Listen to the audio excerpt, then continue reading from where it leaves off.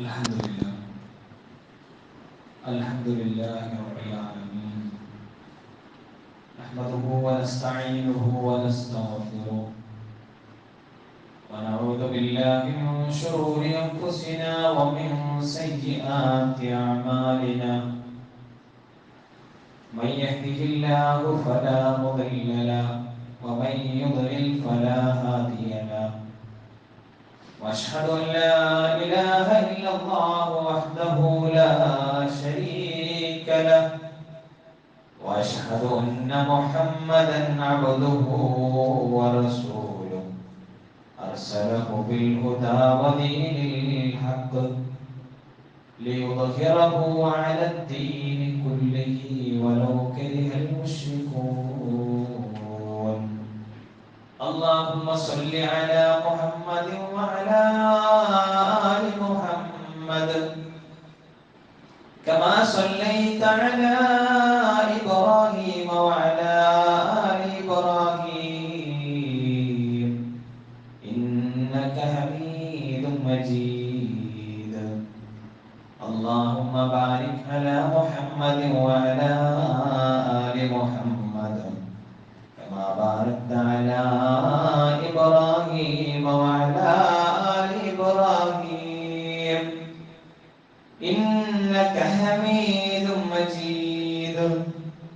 أما بعد فإن خير الكلام كلام الله وخير السنن سنن محمد صلى الله عليه وسلم وشر الأمور محدثاتها وكل محدثة بدعة وكل بدعة ضلالة.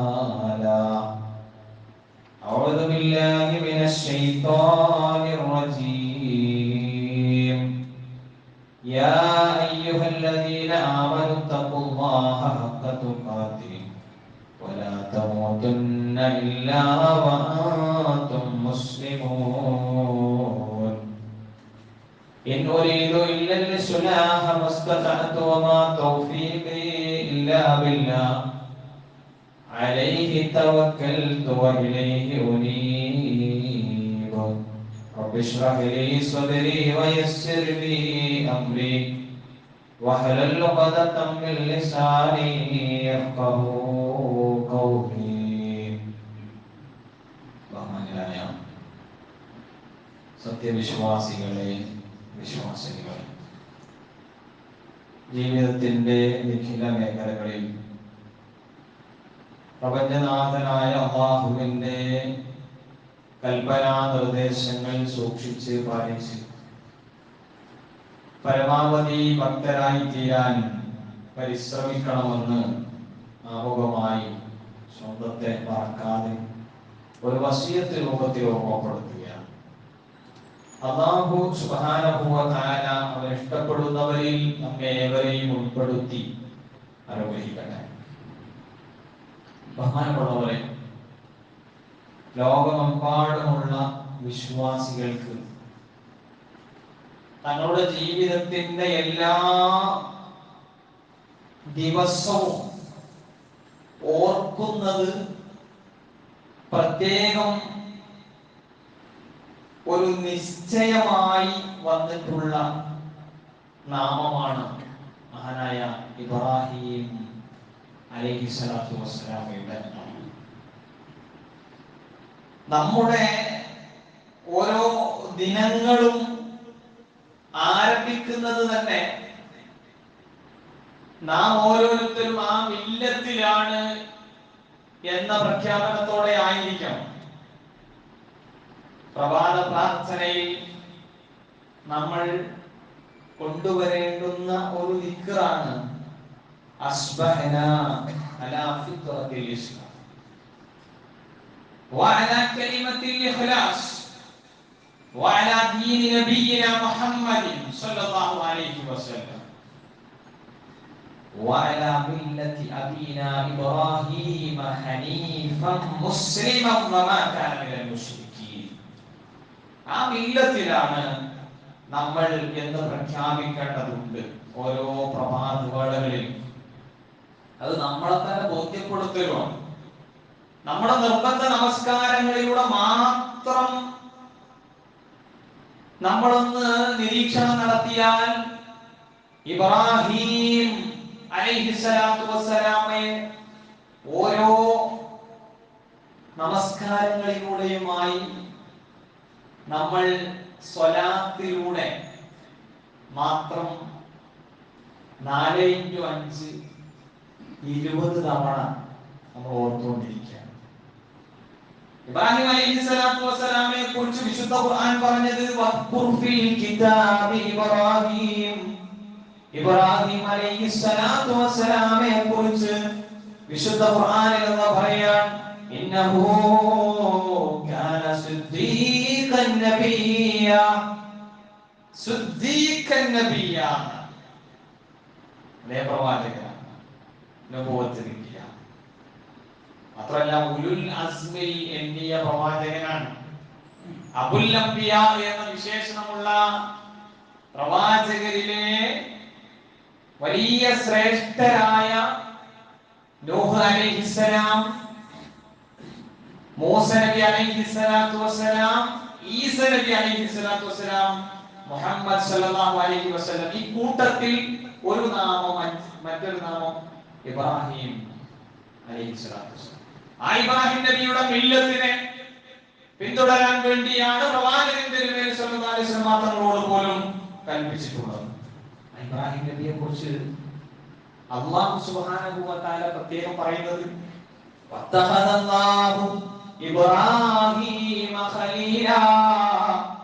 ഇബ്രാഹിം പ്രവാചകനെ അലൈഹിമുസ്സലാം അല്ലാഹു സുബ്ഹാനഹു വ തആല തന്റെ ഉറ്റമിത്രമാക്കിയിരിക്കുന്നു.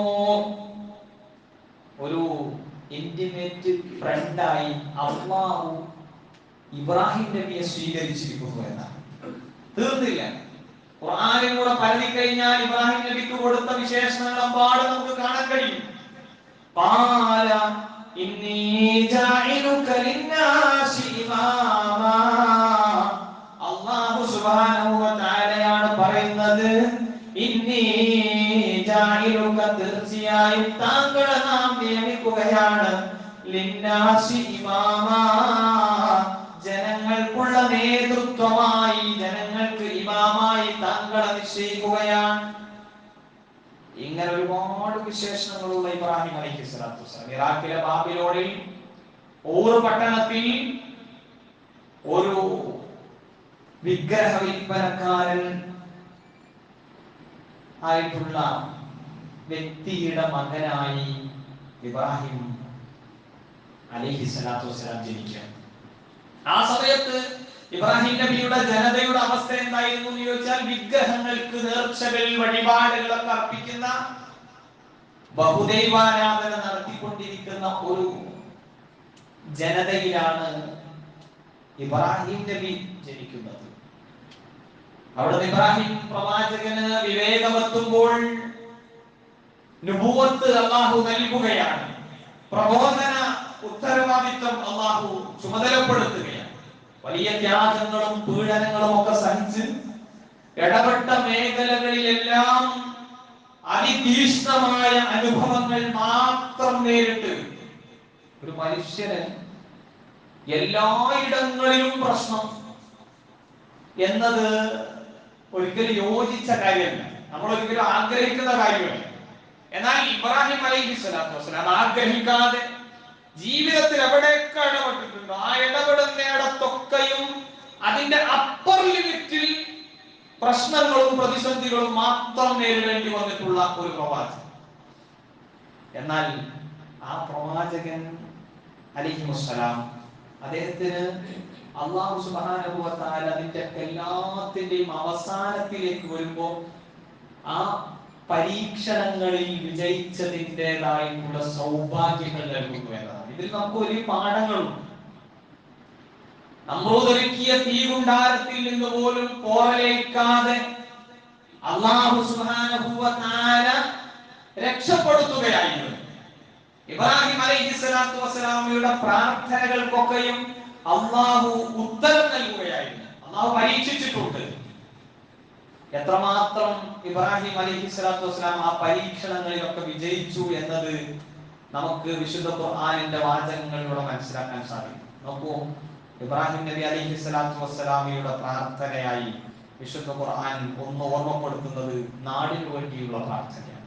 വഇദ് ഖാല ഇബ്രാഹിം റബ്ബി ജഅൽ ഹാദാ ബലദൻ ആമിനൻ വർസുഖ് അഹ്ലഹു മിനസ് സമറാത്തി മൻ ആമന മിൻഹും ബില്ലാഹി വൽ യൗമിൽ ആഖിർ ഖാല വമൻ കഫർ ഫഉമത്തിഉഹു ഖലീലൻ സുമ്മ അദ്റഹു ഇലാ അദാബിൻ നാർ വബിഅ്സൽ മസീർ.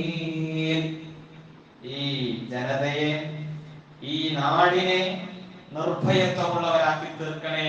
ഈ നാട്ടിലുള്ള വിശ്വാസികൾക്ക് എന്നാണ് ഇബ്രാഹിം നബി പ്രത്യേകം പറഞ്ഞത്, റിസ്ക് നൽകണേ.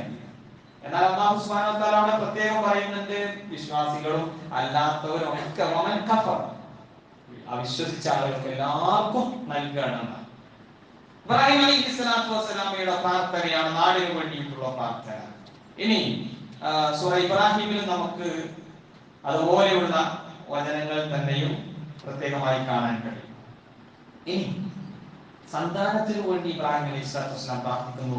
ആ പ്രാർത്ഥനയുടെ ശൈലി റബ്ബി ഹബ്ലി മിനസ് സ്വാലിഹീൻ. എന്തെങ്കിലും കാണിച്ചിട്ട്, എവിടെയെങ്കിലും തുലാഭാരം നടത്തിയിട്ട്, ഏതെങ്കിലും ഏർപ്പാടിലൂടെ എങ്ങനെയെങ്കിലും ഒരു സന്താനത്തെ തരണേന്നല്ലോ. റബ്ബി ഹബ്ലി മിനസ് സ്വാലിഹീൻ, സ്വാലിഹീങ്ങളിൽ നിന്ന് എനിക്ക് നീ വരദാനമായി നൽകണേ. എത്ര മനോഹരം, എത്ര മാതൃകാപരം. ജീവിതത്തിൽ ആ പ്രവാചകനെ പിൻപറ്റണം എന്ന്, ആ പ്രവാചകനിൽ മാതൃകയുണ്ട് എന്ന് അല്ലാഹു സുബ്ഹാനഹു വ തആല ഓർമ്മപ്പെടുത്തുകയാണ്. അടിസ്ഥാനത്തിൽ മുഹമ്മദ് മുസ്തഫ സല്ലല്ലാഹു അലൈഹി വസല്ലമ തങ്ങൾ ആ മാതൃകയെ പിൻപറ്റിക്കൊണ്ട് ജീവിതത്തിന്റെ ഓരോ ഘട്ടങ്ങളിലും മുന്നോട്ട് പോവുകയാണ്.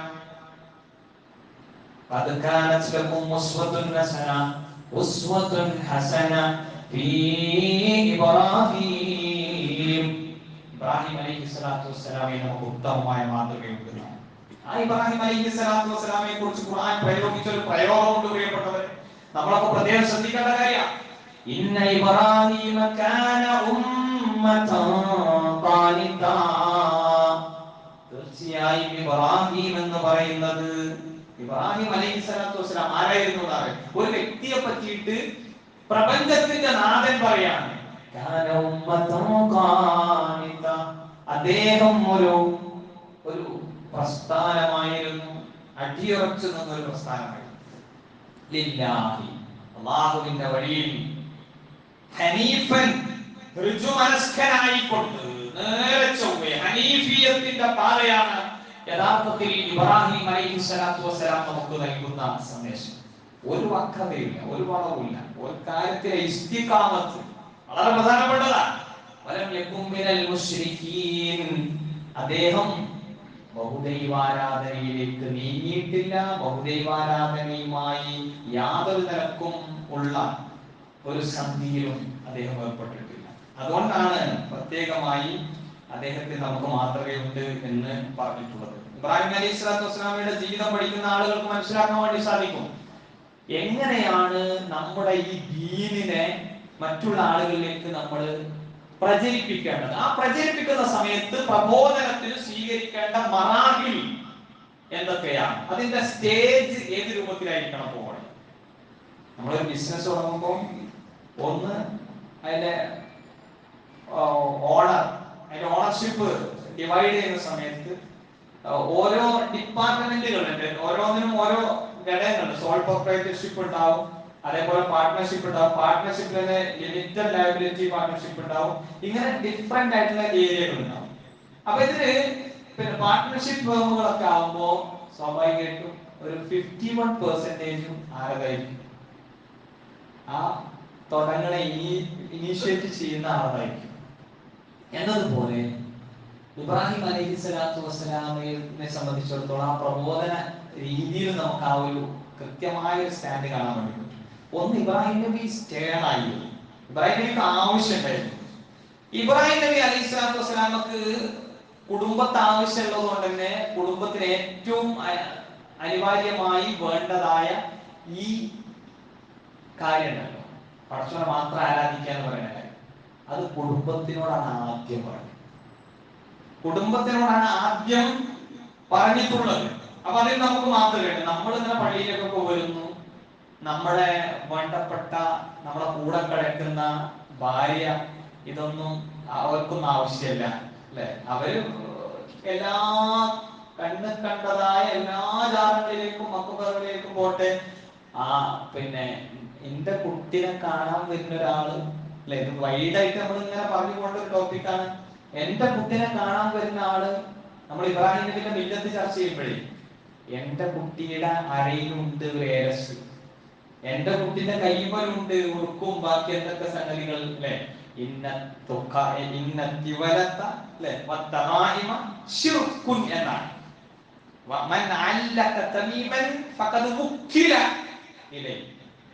ആരെങ്കിലും ഏലസ് കിട്ടിയാൽ ഓന്റെ തവക്കുൽ അയക്കാൻ പറയും.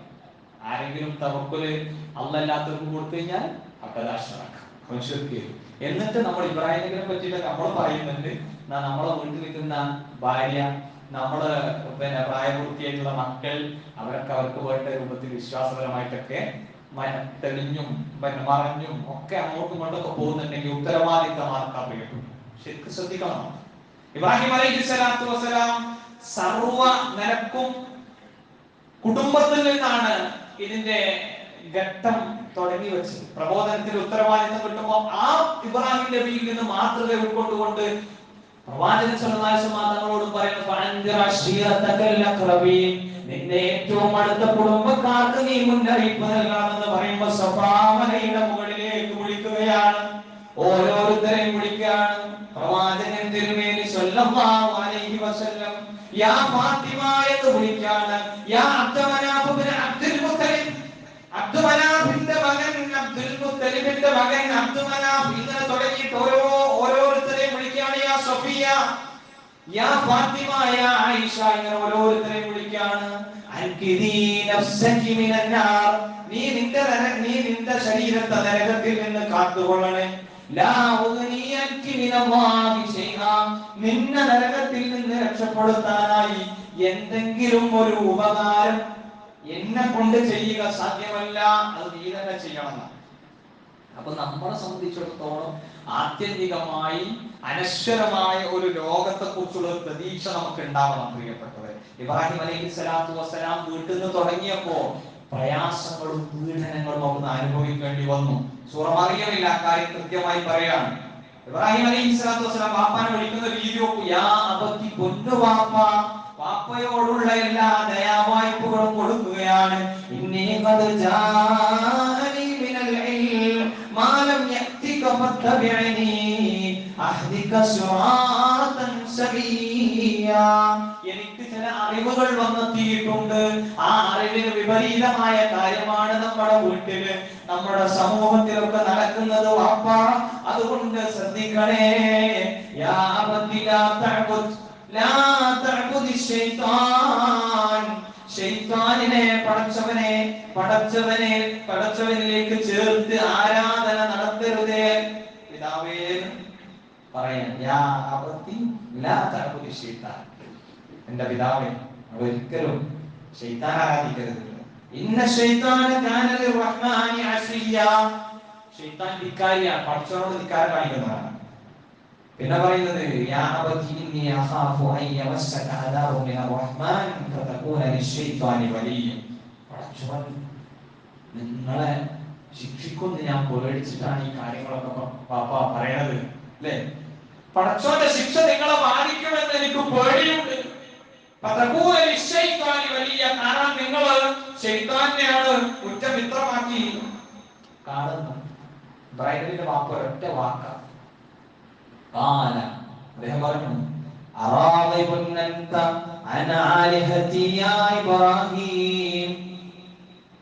നീ എന്റെ ആരാധ്യന്മാരൊക്കെ കുറ്റം പറയാണോ, അതിനൊക്കെ എതിർത്ത് സംസാരിക്കാണ് ഇബ്രാഹിം.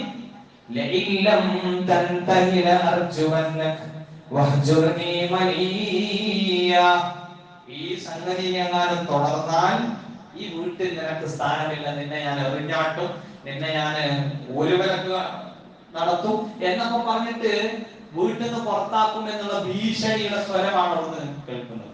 എന്നാൽ ശരി, ആദർശവും കുടുംബമൊക്കെ എതിർ ദിശയിലേക്ക് കടന്നു വന്നല്ലോ. ആദർശം ഒരു ഭാഗത്തും കുടുംബം മറ്റൊരു ഭാഗത്തും ആകുന്ന ഒരു സാഹചര്യം ഉണ്ടായപ്പോൾ ഇബ്രാഹിം അലൈഹി സ്വലാത്തു വസ്സലാം നസീഹത്തോടു കൂടി ആദർശത്തിന്റെ സംരക്ഷണത്തിനായി വീടും നാടും ഒക്കെ ഉപേക്ഷിച്ച് ഹിജ്റ പോകുന്ന അവസ്ഥ ഉണ്ടാവുകയാണ്.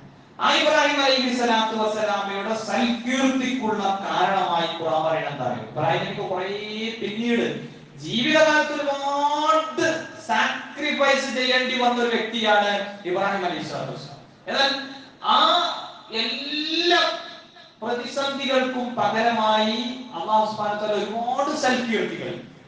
ഇപ്പോ ഹജ്ജ് നിർവഹിക്കുന്ന ആളുകൾ ദുൽഹിജ്ജ 8 ആയിട്ടുള്ള ഇന്ന് യൗമുൽ തർവിയയാണ്, മിനായിലൊക്കെ കഴിച്ചു കൂട്ടേണ്ടുന്ന സമയമാണ്. ഇനി അവര് അടുത്ത ദിവസം അറഫാത്തിലേക്ക് പോകുന്നു. പിന്നീട് ബലികർമ്മം അനുബന്ധമായ കാര്യങ്ങളൊക്കെ നടക്കുന്നു, ജംറയിൽ കല്ലെറിയുന്നു. ഈ കാര്യങ്ങളൊക്കെ നിർവഹിക്കുന്നതിന്റെ ഒരു ചരിത്രപരമായ പശ്ചാത്തലം പരിശോധിക്കുമ്പോൾ ഇബ്രാഹിം അലൈഹി സ്വലാത്തു വസ്സലാമിലേക്കും കുടുംബത്തിലേക്കുമാണല്ലോ പോകുന്നത്. അങ്ങനെ ലോകാവസാനം വരെ ഉള്ള മനുഷ്യന്മാർ ആദരിക്കുകയും തങ്ങളുടെ ആരാധനയുടെ ഭാഗമായി ചേർത്ത് വെക്കുകയും ചെയ്യുന്ന ഒരു നാമമായി, ഒരു പ്രസ്ഥാനമായി ഇബ്രാഹിം പ്രവാചകൻ മാറിയതിന്റെ പിന്നിലുള്ള ഒരു കാരണത്തെ ഖുർആൻ ഓർമ്മപ്പെടുത്തുന്നു. നമ്മുടെയും കീർത്തിയുടെ കാരണമായി മാറേണ്ടത് അതുതന്നെയായിരിക്കണം എന്നതിന് വേണ്ടി ഖുർആൻ പറയാണ്. ഒറ്റ കാരണമാണ്, തന്നോട് കീഴ്പ്പെടാൻ വേണ്ടി, തന്നോട് കീഴൊതുങ്ങാൻ വേണ്ടി, തന്നോട് സമർപ്പിക്കാൻ വേണ്ടി ഏതേത് സമയങ്ങളിൽ റബ്ബ് പറഞ്ഞിട്ടുണ്ടോ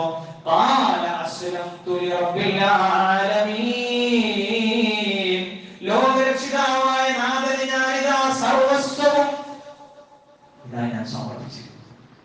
എല്ലാം അതാണ് അർക്കാൻ വേണ്ടി പറയാണ്, മകൻ അർക്കാൻ വേണ്ടി പറയാണ്. എന്നീ അറാഫിൽ മനാമി അന്നി അൽബഹുക. എന്താ എന്റെ അഭിപ്രായം എന്താ? ഇസ്മായിൽ അലൈഹി സ്വലാത്തു വസ്സലാം ചോദിക്കാണ്. ഇങ്ങനെ തീയിൽ വാടാത്ത അല്ലെങ്കിൽ തളരാത്ത പടച്ചവനെ പൂർവ്വവും സമർപ്പിക്കുന്നതായ ഇബ്രാഹിം അലൈഹി സ്വലാത്തു വസ്സലാമിന്റെ മകനും അങ്ങനെ സമർപ്പണ ബോധത്തിന്റെ പാഠങ്ങൾ ഉൾക്കൊണ്ടുകൊണ്ട് ഹാജറിൽ നിന്ന് ആ പാഠം മാതൃത്വത്തിന്റെ എല്ലാ വിധത്തിലുമുള്ള പോസിറ്റിവിറ്റിയും ഉൾക്കൊണ്ടുകൊണ്ട് വളരുന്ന ഒരു ഇസ്മായിലാണ് അപ്പുറത്ത് അലൈഹിസ്സലാം. ആ ഇസ്മായിൽ അലൈഹിസ്സലാത്തു വസ്സലാമിനെ സംബന്ധിച്ചിടത്തോളം ഒരു സംശയവുമില്ല, പടച്ചോൻ കൽപ്പിച്ചതാണ്, അള്ളാഹുവിന്റെ കൽപ്പനയാണ്. യെസ്, താങ്കളത് നടപ്പിലാക്കുക. എന്നെ താങ്കൾക്ക് ക്ഷമാലുകളുടെ കൂട്ടത്തിൽ കണ്ടുമുട്ടാലോ, എന്താ പ്രശ്നം? പടച്ചോൻ പറഞ്ഞതിനനുസരിച്ചാണ് മുന്നോട്ട് പോകേണ്ടത്. ഞാൻ അതിന്റെ ചരിത്രപരമായ പശ്ചാത്തലങ്ങളൊന്നും പറയുന്നില്ല. അവിടെയും നേരിച്ചു നിൽക്കുന്ന എന്താ? ഒരു പിതാവ് എന്ന നിലക്ക് മകനോട് പറയേണ്ട രൂപത്തിലൊക്കെ കാര്യങ്ങൾ പറയുന്നു. പക്ഷെ പിതാവിന്റെ ഏറ്റവും വലിയ ബേസ് എന്ന് പറയുന്നത് പടച്ചോന്റെ കൽപ്പനയാണ്. നമ്മുടെ ജീവിതത്തിൽ കുടുംബവും പടച്ചോന്റെ വിഷയങ്ങളും കോൺട്രഡിക്ഷൻ ആയി മാറുന്ന സമയത്ത് എന്താ ചെയ്യേണ്ടത്? വീട് വെക്കണം, ലോൺ എടുക്കണം, എന്താ തീരുമാനം വേണ്ടത്? പടച്ചോൻ എന്ത് പറയുന്നു? അല്ലാഹു അക്ബർ പറയാൻ നമുക്ക് അധികാരവും അവകാശവും ഉണ്ടാകണമെങ്കിൽ ഈ ഇരിക്കുന്ന സ്വത്തുകളിൽ ഉള്ള ആൾക്കാർ അല്ലാഹു അക്ബറിനെ നിറവേറ്റണം എന്ന താല്പര്യമുണ്ടെങ്കിൽ, അത് അറഫന്റെ 9ാമത്തെ ദുൽഹിജ്ജ 9ന്റെ തുടക്കം മുതൽ സുബൈ മുതൽ ദുൽഹിജ്ജ 13 അയ്യാമത്തെ ശരീക്കിന്റെ അസർ വരെ, അല്ലെങ്കിൽ ആ ഒരു സമയം വരെ, വൈകുന്നേരം വരെയുള്ള ടൈം അല്ലാഹു അക്ബർ, അൽഹംദുലില്ലാഹ്, സുബ്ഹാനല്ലാഹ്, ലാ ഇലാഹ ഇല്ലല്ലാഹ് പറഞ്ഞുകൊണ്ട് കാര്യമില്ല. ആ പറയുന്നതിന് ഒരു വാല്യൂ ഉണ്ടാകും. അതാണ് അവിടെയാണ് ഈ കോൺട്രഡിക്ഷൻ ഉണ്ടാവും. കുടുംബവും ദീനും തമ്മിൽ കോൺട്രഡിക്ഷൻ ഉണ്ടാവും, വേരിയേഷൻസ് ഉണ്ടാവും. രണ്ടും രണ്ട് അഭിപ്രായമാണ്. എന്റെ ജോലി, എന്റെ ബിസിനസ്, ഇതൊക്കെ തമ്മിൽ, അതും എന്റെ ദീനും തമ്മിൽ പ്രശ്നം ഉണ്ടാകുമ്പോ ദീന് പറ്റൂല, ദീൻ അതിന് യോജിക്കുന്നില്ല എങ്കിൽ നമ്മളെന്താ തീരുമാനിക്കുക? ദീനിപ്പോ കുറച്ചും കൂടി കാലം കഴിഞ്ഞിട്ട് ആക്കാലോ. ഇത് പറ്റൂലൊരു വിശ്വാസം. അത് പറ്റണം എന്നൊരാൾ ശാഠ്യം പിടിച്ചാലോ ആ പടച്ചോന്റെ അടുത്ത് കീർത്തി ഒന്നും ഉണ്ടാവില്ല. പടച്ചോന്റെ അടുത്ത് എത്തുമ്പോ ധൂളികളായിരിക്കും, ഒന്നും ഉണ്ടാവില്ല. ഒന്നുമില്ലാത്തവരായി മാറുന്ന ഒരു സാഹചര്യം ഉണ്ടാകും. ഇനി ഇബ്രാഹിം അലൈഹി സ്വലാത്തു വസ്സലാം മരുഭൂമിയിൽ കുടുംബത്തെ തനിച്ചാക്കിയിട്ട് പോവാണ്. ഹാജറാബിനി ചോദിക്കുന്നുണ്ട്, ഇത് അള്ളാണ് നമ്മളോട് കൽപ്പിച്ചത്, അള്ള കൽപ്പിച്ചതാണോ? അതേ എന്നൊരൊറ്റ വാക്ക്, എങ്കിൽ ഞങ്ങൾ ആ പടച്ചോൻ കൈവിടൂല. പ്രതീക്ഷയാണ് പ്രിയപ്പെട്ടവരെ. ഇതൊക്കെ ഒരു നേരത്തെ തയ്യാറാക്കിയ തിരക്കഥയുടെ സ്ക്രിപ്റ്റിന്റെ അടിസ്ഥാനത്തിൽ അങ്ങനെ എന്തായാലും ഇബ്രാഹിം നബിയോട് പോകുമ്പോഴേക്കും ഇവിടെ സംസം വരും. ഇപ്പൊ ഇസ്മായിലിനെ കൊണ്ടേട്ട് അവിടെ ഇട്ടാ മതി അലൈഹിസ്സലാം അല്ലെ. കാര്യം നിലത്തിട്ടുമ്പോ അത് ലോകാന്ത്യം വരെ നിലക്കാത്ത ജലമായി നീലുറവയായി മാറുന്നു കരുതിയിട്ടല്ല. തമാശക്കപ്പുറത്ത് പ്രിയപ്പെട്ടവരെ നമ്മൾ ഗൗരവം കാണിക്കണം. എന്നോട് പടച്ചോൻ പറഞ്ഞു സക്കാത്ത് കൊടുക്കണം, ഞാനത് കൊടുക്കുന്നു. എനിക്ക് ബുദ്ധിമുട്ടാണോ? അതൊന്നും അവിടെ ചിന്തയില്ല. എന്നോട് പടച്ചോൻ പറഞ്ഞു ഉബഹിയത്തിൽ നീ പങ്കാളിയാകണം. വലിയൊരു ത്യാഗത്തിന്റെ ചരിത്രം മനസ്സിലാക്കുന്ന ഒരാള് 8,000-9,000 കൊടുത്തിട്ട് ഉബഹിയത്തിൽ പങ്കുചേരാതിരിക്കുമോ? അതൊക്കെ ആലോചിച്ചാൽ മതി.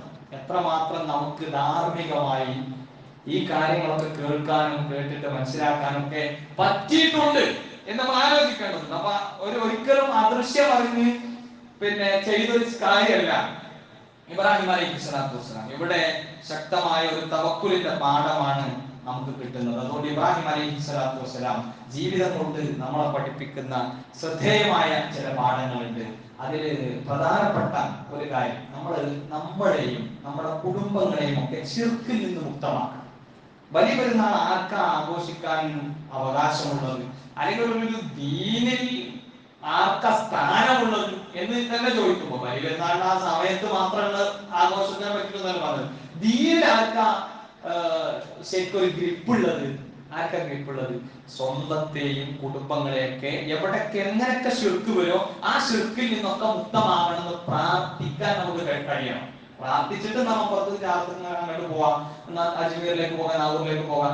ഈ പറയുന്ന ഏർപ്പാട് അല്ലെങ്കിൽ ഈ ചെയ്യണ ഏർപ്പാടോ അല്ലെങ്കിൽ പുതിയൊരു വണ്ടി എടുത്തു കഴിഞ്ഞാൽ ആ വണ്ടിക്ക് വർക്കത്ത് കിട്ടാൻ വേണ്ടി ഒടുങ്ങാക്കാട് മക്കാമിന്റെ അതിൽ പോകുമ്പോ അതിൽ താമരശ്ശേരി വഴിക്ക് പോകുമ്പോ അവിടെ കുറച്ച് പൈസ കൊടുക്കും. ഇവിടുന്ന് ഇതിനങ്ങോട്ട് വൈക്കട കൂടെ പോകുമ്പോ നാടുകാണിയിൽ കുറച്ച് പൈസ കൊടുക്കും. എന്നിട്ട് ഞാനും നമ്മളുടെ ആളാ ഇബ്രാഹിമിന്റെ മില്ലത്ത്.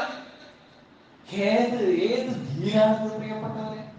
അപ്പൊ ചില ആൾക്കാർ പറയും ലാ ഇലാഹ ഇല്ലല്ലാഹ് അശ്ഹദു അല്ലാ ഇലാഹ ഇല്ലല്ലാഹ് വഅശ്ഹദു അന്ന മുഹമ്മദ് റസൂലുള്ളാഹ് എന്ന് പറഞ്ഞു കഴിഞ്ഞാൽ പിന്നെ ശിർക്ക് വരില്ല. എന്ത് വലിയ അബദ്ധമാണ്, എന്ത് വലിയ അബദ്ധ ജടിലമായ ധാരണയാണ്. ലാ ഇലാഹ ഇല്ലല്ലാഹ് പറഞ്ഞ ആളിൽ തന്നെയാണ് ശിർക്ക് വരിക. അതുകൊണ്ടാണ് മുഹീദ്ദീൻ ശൈഖ് തങ്ങൾ ചോദിച്ചത് കൈഫ തഖൂലു ലാ ഇലാഹ ഇല്ലല്ലാഹ് അജഅൽ ഖൽബക ആലിഹത. നിന്റെ ഹൃദയത്തിൽ ഒരുപാട് ഇലാഹുകളെ വെച്ചിട്ട് നിനക്ക് എങ്ങനെയാണോ ലാ ഇലാഹ ഇല്ലല്ലാഹ് പറയാൻ കഴിയുക? അപ്പൊ ലാ ഇലാഹ ഇല്ലല്ലാഹ് പറയാൻ ഒരാൾ നാവുകൊണ്ട് പറയുന്നതിനല്ല പ്രസക്തി. എന്റെ ജീവിതത്തിൽ ശിർക്കിന്റെ ലാഞ്ചന പോലും വരാൻ പാടില്ല. അന്ന് വിഗ്രഹം ഉണ്ടായിരുന്നത്, ഇന്ന് ജിന്നും മലക്കൊക്കെ പ്രാർത്ഥനാ മൂർത്തികളായി കടന്നു വരാൻ. അതുപോലെ എല്ലാ തരത്തിലുള്ള അബദ്ധ വിശ്വാസങ്ങളും ഇതിലേക്ക് കടന്നു വരാൻ. അപ്പൊ വിഗ്രഹങ്ങൾ മാത്രല്ലേ ഖുർആനിൽ പറഞ്ഞു. അതാ സീക്വൻസ് വെച്ചിട്ട് അത്ര ഉള്ള അവിടെ നടന്നിട്ടുള്ളത്.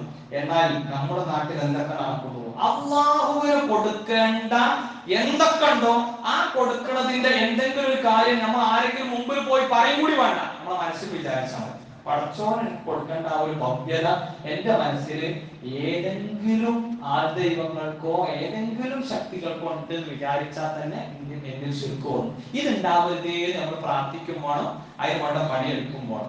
ഇനി മുസ്ലിം ആയിട്ടല്ലാതെ മരിപ്പിക്കരുത് എന്നുള്ള വസിയത്ത് എന്ത് ചെയ്യുന്നത്? ഇബ്രാഹിം നബി അലൈഹി സ്വലാത്തു വസ്സലാം കൊടുക്കുന്നത്, മക്കൾക്കൊക്കെ കൊടുക്കുന്ന കാര്യം. യാക്കൂബ് അലൈഹി സ്വലാത്തു വസ്സലാമയും ഒക്കെ ആ രൂപത്തിൽ മുസ്ലിം ആയിക്കൊണ്ടല്ലാതെ മരിപ്പിക്കരുത്. അതൊക്കെ വിശാലമായ അർത്ഥമാണ് പ്രിയപ്പെട്ടത്. നമ്മളതൊക്കെ പറയാൻ തുടങ്ങി അതൊക്കെ ഓരോ കുത്തുകയായിട്ട് ഇങ്ങനെ പറഞ്ഞു പോകേണ്ടി വരും. അത്രമാത്രം വൈഡായിട്ടുള്ള ആംഗിളിലാണ് അതിനെ കാര്യങ്ങളൊക്കെ നമുക്ക് മനസ്സിലാക്കാൻ വേണ്ടി സാധിക്കും. ചെയ്ത കാര്യങ്ങൾ, കർമ്മങ്ങൾ സ്വീകരിക്കാൻ വേണ്ടി നമ്മൾ പ്രാർത്ഥിക്കാറുണ്ടോ? പ്രാർത്ഥിച്ച ഒരു പാരമ്പര്യം ആണ് നമ്മുടെ പിതാവിന് ഉള്ളത്. ആരാണ്? ഇബ്രാഹിം അലൈഹി സ്വലാത്തു വസ്സലാം പ്രാർത്ഥിക്കാൻ പക്ഷേ സമീഅായ അലീമായിട്ടുള്ള നാഥ നീ സ്വീകരിക്കണേ എന്ന ഒരു പ്രാർത്ഥന. അതേപോലെ തന്നെ പ്രാർത്ഥന സ്വീകരിക്കാൻ വേണ്ടി റബ്ബി ജഅൽനി മുഖീമ സ്വലാത്തി വമിൻ ദുർരിയതി റബ്ബന വതഖബ്ബൽ ദുആ. പക്ഷേ എന്റെ പ്രാർത്ഥന സ്വീകരിക്കണം. നമ്മളൊക്കെ ചെയ്യുന്ന പ്രാർത്ഥനകൾ സ്വീകരിക്കണമെങ്കിൽ കുറെ മാനദണ്ഡങ്ങൾ അപ്പുറത്തുണ്ട്. ഈ ഇസ്കാല ലഹു റബ്ബുഹു അസ്ലിം ഉണ്ടല്ലോ, നിസ്സാരമായ ഒരു കാര്യമൊന്നല്ല. ഇസ്കാല ലഹു റബ്ബുഹു അസ്ലിം എന്നുള്ളത് എല്ലാവർക്കും ബാധകമാണ്. അസ്ലംതു ലിറബ്ബിൽ ആലമീൻ ഇബ്രാഹിം നബി മാത്രം സ്വീകരിക്കാനാണോ? അത് ഞാൻ എന്നോട് പറയണം, ഞാൻ അസ്ലംതു ലിറബ്ബിൽ ആലമീൻ. എന്നാ ശരി, നിസ്കാരത്തിന്റെ കാര്യത്തിലൊക്കെ ഓക്കെ, എന്റെ സാമ്പത്തിക രംഗം വരുമ്പോ അത് പറ്റൂല, എന്റെ കുടുംബത്തിലേക്ക് വരുമ്പോ അത് പറ്റൂല, മക്കളുടെ വേഷവിധാനങ്ങൾ അത് പറ്റൂല, ബാക്കിയുള്ള കാര്യങ്ങൾ അത് പറ്റൂല. അസ്ലംതു ലിറബ്ബിൽ ആലമീൻ എന്നാണ് ഈച്ച് ആൻഡ് എവരിതിങ്, എല്ലാ കാര്യത്തിലും അസ്ലംതു ലിറബ്ബിൽ ആലമീൻ. പക്ഷേ ഞാനിതാ പൂർണ്ണമായി സർവസ്വം കീഴ്പ്പെട്ടിരിക്കുന്നത്. ആ മില്ലത്ത് പ്രിയപ്പെട്ടവരെ സ്വീകരിക്കാതിരുന്നാൽ നമ്മൾ സ്വയം വിഡ്ഢികളായവരാണ് എന്ന് ഖുർആൻ ഓർമ്മപ്പെടുത്തുന്നു. സൂറ ബഖറയിൽ എന്ന് ഖുർആൻ കൃത്യമായി പറയുന്നു. അല്ലാഹു സുബ്ഹാനഹു വ തആല ഇബ്രാഹിം മില്ലത്തിൽ അടിയുറച്ച് ജീവിതത്തെ പൂർണ്ണവും അല്ലാഹുവിനെ സമർപ്പിച്ചുകൊണ്ട് മുന്നോട്ട് പോകാൻ പരമാവധി ശ്രമിക്കുന്നവരിൽ നാളെ നമ്മളെല്ലാവരെയും ഉൾപ്പെടുത്തിയാൽ കിട്ടുമാറാണ്. അൽഹംദുലില്ലാഹ് الذي هدانا إلى الإسلام صلى الله على نبينا محمد وآله وصحبه أجمعين. ഏറെ ബഹുമാന്യരായ സഹോദരങ്ങളെ സഹോദരിമാരെ, ഒരിക്കൽ കൂടി അല്ലാഹുവിനെ സൂക്ഷിച്ച് ഭക്തരായി തീരാൻ പരിശ്രമിക്കണമെന്ന് ഓർമ്മപ്പെടുത്തുകയാണ്, വസിയത്ത് ചെയ്യാൻ. നമ്മൾ ഏറെ പവിത്രമായ ദിനരാത്രങ്ങളിലൂടെയാണ് കടന്നുപോയിക്കൊണ്ടിരിക്കുന്നത്. പ്രത്യേകിച്ചും ഹജ്ജിന് തുടക്കം കുറിച്ചുകൊണ്ടിരിക്കുന്ന ഒരുപാട് ഹാജിമാർ, ലക്ഷക്കണക്കിന് ഹാജിമാർ, അവരൊക്കെ നമ്മൾ മനസ്സിൽ ഓർക്കുകയും അവർക്കൊക്കെ വേണ്ടി നമ്മൾ പ്രാർത്ഥിക്കുകയും അവരോട് നമുക്ക് വേണ്ടി പ്രാർത്ഥിക്കാൻ നമ്മുടെ ബന്ധത്തിൽപ്പെട്ടവരോടൊക്കെ നിർദ്ദേശിക്കുകയും ഒക്കെ ചെയ്തുകൊണ്ടിരിക്കുന്ന ഒരു സമയമാണ്.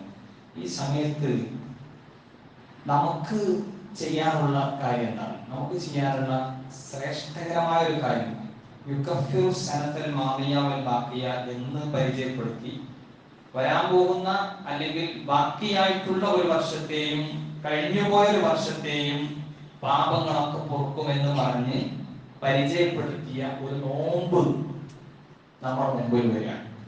ആ നോമ്പിനെ കുറിച്ച് പറയുന്നത് സൗമു യൗമി അറഫ എന്നുള്ളതാണ്. വെള്ളിയാഴ്ച എല്ലാവർക്കും വെള്ളിയാഴ്ചയാണ്, അറഫ എല്ലാവർക്കും അറഫ ദിനവുമാണ്.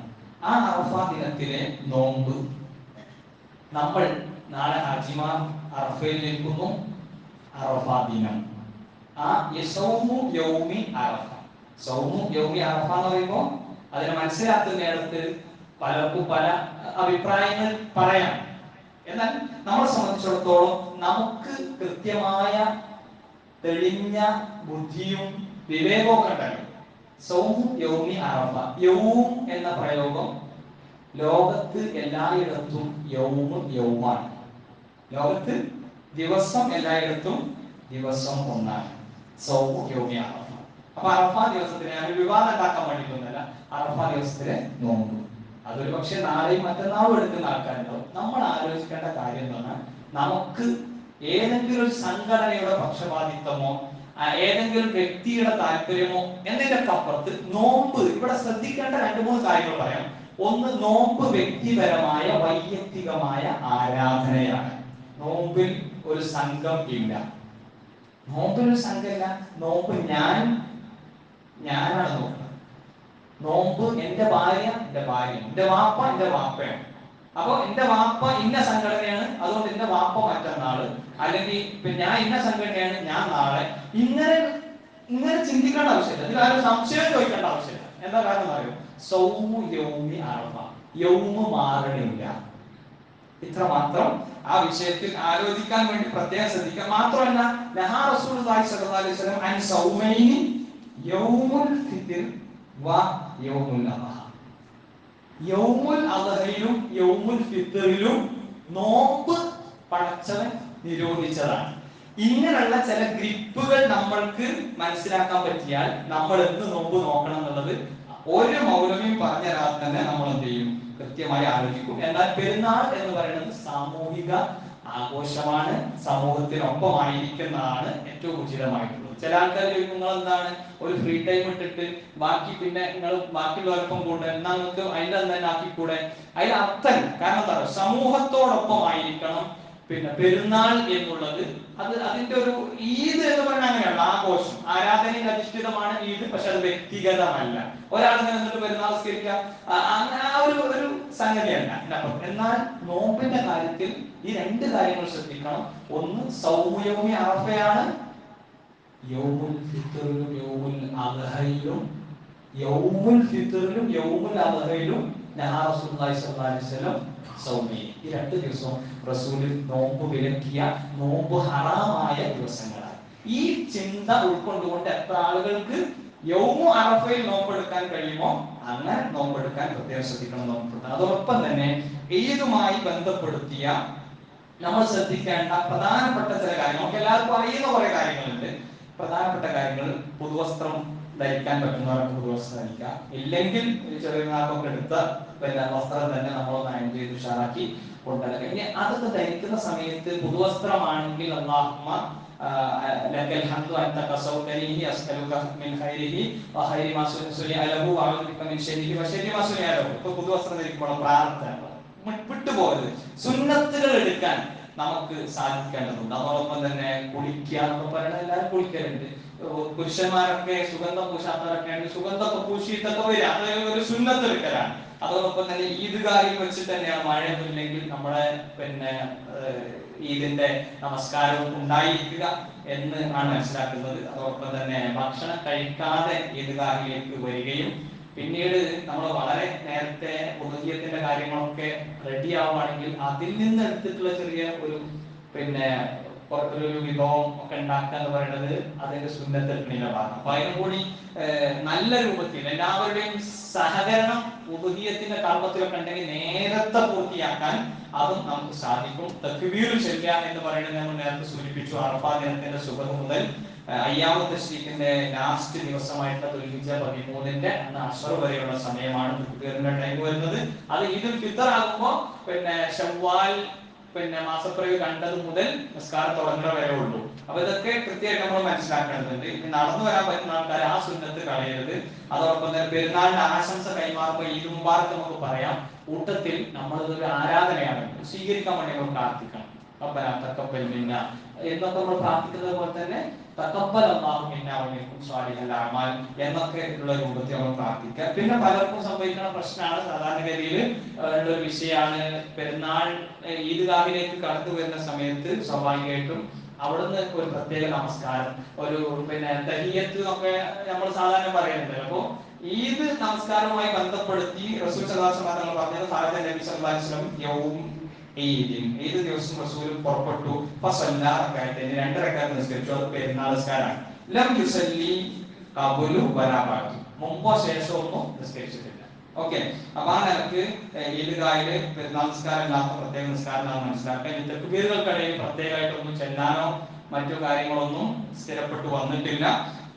അതോടൊപ്പം തന്നെ ഉദഹിയത്ത് കർമ്മത്തിന് സാക്ഷികളാവുകയും ആ രൂപത്തിൽ മുന്നോട്ട് പോകാൻ നമുക്ക് സാധിക്കുകയൊക്കെ ചെയ്യേണ്ടതുണ്ട്. അല്ലാഹു സുബ്ഹാനഹു വ തആല നമുക്ക് നല്ല രൂപത്തിൽ ഇബ്രാഹിം മില്ലത്തിന്റെ മജ്ജയായിട്ടുള്ള പടച്ചോൻ പറഞ്ഞു ഞാൻ കീഴ്പ്പെട്ടു, ഇതിനെ അംഗീകരിക്കാൻ എല്ലാ സ്ഥലത്തും, അത് ജീവിതത്തിന്റെ വൈയക്തിക, സാംസ്കാരിക, സാമൂഹിക, സാമ്പത്തിക, കുടുംബ രംഗങ്ങളിലെല്ലാം പാലിക്കാൻ കഴിയുന്ന ഭക്തരിൽ നമ്മൾ എല്ലാവരെയും നാഥൻ ഉൾപ്പെടുത്തി അനുഗ്രഹിക്കുമാറാവട്ടെ. അത് മര്യാദയിൽ ജീവിതങ്ങളിൽ സംഭവിച്ചു പോയിട്ടുള്ള ചെറുതും വലുതുമായ എല്ലാ തെറ്റുകുറ്റങ്ങളും നമുക്ക് വിട്ടുകൊടുക്കുമാറാവട്ടെ. റഹ്മാൻ റഹീമുമായ റബ്ബേ, നമ്മുടെ കൂട്ടത്തിൽ നിന്ന് രോഗം കൊണ്ട് കഷ്ടപ്പെടുന്നവരുടെ രോഗത്തിന് ക്ഷമ നൽകി അനുഗ്രഹിക്കണേ നാഥ. അല്ലാഹുവേ, ഞങ്ങളിൽ ധാരാളം പുറത്ത് പറയാനൊക്കെ പ്രയാസപ്പെടുന്ന ധാരാളം ബുദ്ധിമുട്ടുകൾ അനുഭവിക്കുന്ന ഒരുപാട് ആളുകൾ അവരുടെ പ്രയാസങ്ങളൊക്കെ ദൂരീകരിച്ചു കൊടുക്കണേ നാഥ. അല്ലാഹുവേ, ഞങ്ങളുടെ കൂട്ടത്തിൽ രോഗം കൊണ്ട് ബുദ്ധിമുട്ടുന്ന ആളുകളുടെ രോഗത്തിന് യഥാർത്ഥ ശമനം നൽകി അനുഗ്രഹിക്കണേ നാഥ. വിദ്യാഭ്യാസ സംബന്ധമായ പ്രതിസന്ധികൾ അനുഭവിക്കുന്ന ആളുകൾക്ക് പ്രതിസന്ധികൾ തീർത്തു കൊടുക്കണേ നാഥ. അല്ലാഹുവേ, ധാരാളമായി നിന്റെ മാർഗത്തിൽ സൽക്കർമ്മങ്ങളിൽ നിരതമാവാനുള്ള നല്ല തൗഫീഖ് ഞങ്ങൾക്ക് നീ പ്രദാനം ചെയ്യണേ നാഥ. അല്ലാഹുമ്മ ഗഫിർ ലിൽ മുഅ്മിനീന വൽ മുഅ്മിനാത്ത് വൽ മുസ്ലിമീന വൽ മുസ്ലിമാത്ത് അൽ അഹ്യാഇ മിൻഹും വൽ അംവാത്ത് ഇന്നക മുജീബു ദഅവാതി യാ ഖാദിൽ ഹാജാത്ത്. اللهم اجرنا من النار، اللهم اجرنا من النار، اللهم اجرنا من النار. واصرف عنا عذاب جهنم إن عذابها كان غراما إنها ساءت مستقرا مقاما ربنا هب لنا من أزواجنا وذرياتنا قرة أعين واجعلنا للمتقين إماما اللهم يا مقلب القلوب ثبت قلوبنا على دينك اللهم يا مصرف القلوب ثبت قلوبنا على طاعتك اللهم اجعلنا من المتواضعين ولا تجعلنا من المتكبرين ربنا آتنا في الدنيا حسنة وفي الآخرة حسنة وقنا عذاب النار ربنا تقبل منا إنك أنت السميع العليم وتب علينا إنك أنت التواب الرحيم واغفر لنا وغفر المذنبين آمين برحمتك يا أرحم الراحمين وصلى الله على نبينا محمد وآله وصحبه أجمعين.